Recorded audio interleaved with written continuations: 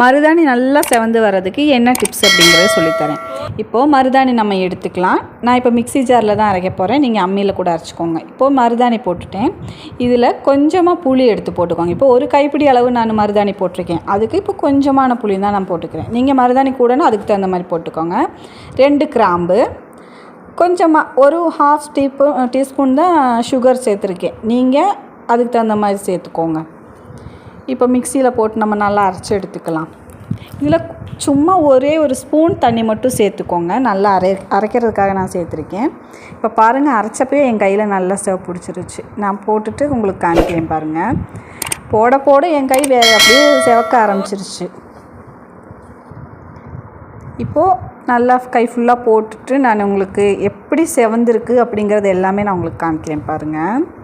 இப்போ பாருங்கள், கை ஃபுல்லாகவே அந்த ஒரு கையில் நல்லா செவந்துருச்சு எனக்கு. இப்போது 1 மணி நேரத்துலேயே நான் எடுத்துட்டேன். எனக்கு நைட் கொஞ்சம் வேலை இருக்குது, டிஃபன் செய்கிற வேலை இருக்குங்கிறனால 1 மணி நேரத்துலேயே எடுத்துருந்தேன். இன்னும் கொஞ்சம் நேரம் வச்சா கூட சூப்பராக இருக்கும்.